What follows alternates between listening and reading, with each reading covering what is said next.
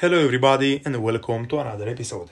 In today's episode I'm going to show you how to completely remove or replace the front sway bar links from any BMW 5 Series, F10 or F11 out there.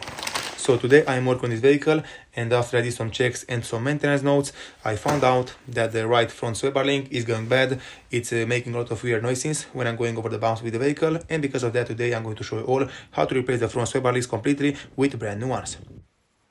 The brand new sway bar links, which I just bought for this kind of vehicle, are made by the manufacturer Lamforder, and in my opinion, I think this is the best manufacturer out there, which you can buy for a vehicle if you don't like to buy the OEM one. Alright everybody, with all of these things being said, the first thing which you have to do to begin this kind of job is to lift the entire front end of the vehicle up and place it on jack stand, because only in this way you will get rid of any tension which can still be over the sway bar, and in this way the sway bar links can be replaced and removed very easy. Okay everybody, so right here as you can see, the right front wheel is completely removed out from the vehicle.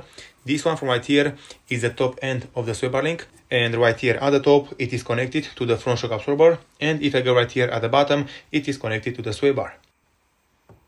So if you want to remove the sway bar link completely from the vehicle, the first thing which you have to do is to remove the top nut which is securing it attached to the front shock absorber, and then you have to go right here underneath the vehicle and you have to remove the second nut which is securing the sway bar link attached to the sway bar.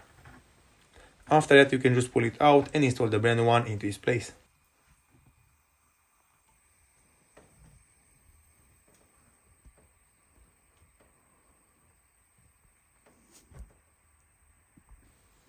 A very important tip which I want to give you all is to always clean the threads, clean the bolt and the sway bar link itself, because if it is clean it will come out very easy and the nut will spin very easy from the threads. Every time when you are working with sway bar links, there are two ways or three methods to follow if you want to remove them out from the vehicle.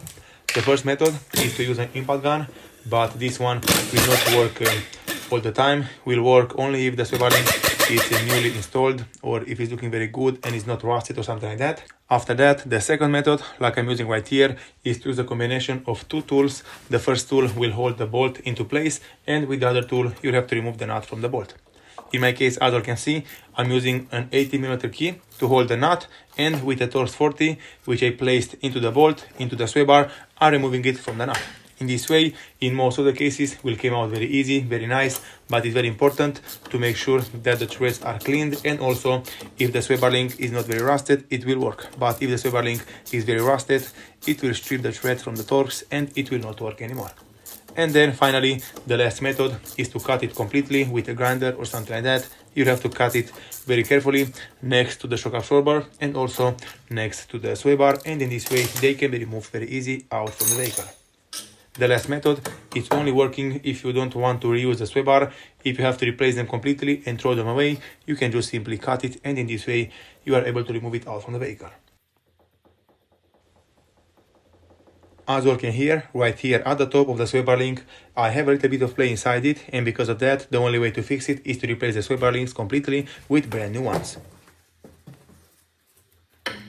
Right here at the bottom, you'll have to follow the exact same thing, but right now, in my case, I'm using the impact gun, and let's see if it's working right here at the bottom.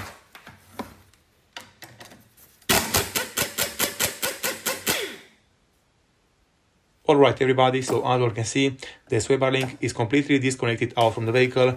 At the top I used the combination of two tools, and right here at the bottom I managed to remove it using my impact gun. From this moment I will go ahead, I will take the brand new sway bar link which I bought for this kind of vehicle. I'm going to put it back over the vehicle and I'm going to install it using the same methods like I used earlier to remove the old ones.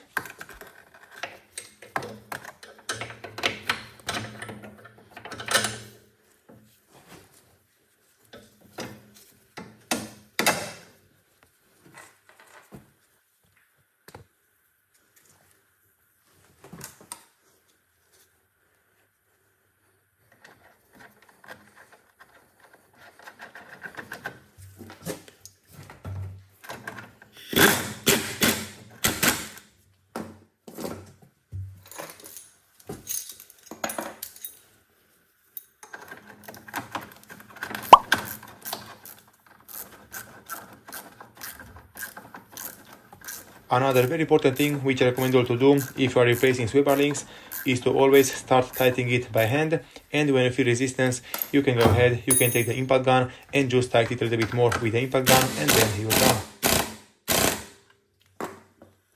And also in my case, after I'm done with the job, I always try to spray some ceramic paste or some copper paste over the bolts just to make sure that in the future they will not get rusted.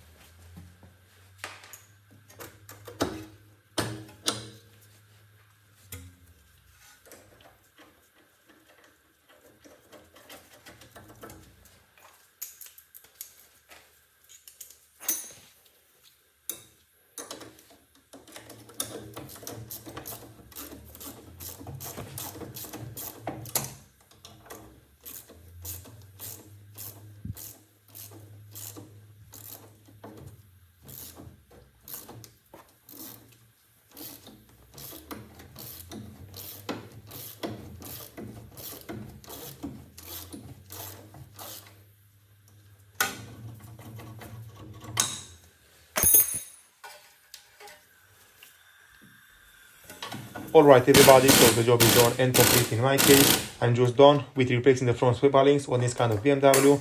I already did it off camera on the driver's side and right here with you all on the passenger side. But everything is similar from one side to the other, nothing is different. Right now, the only thing which I have left to do is to install back the right front wheel and lower the vehicle back on the ground.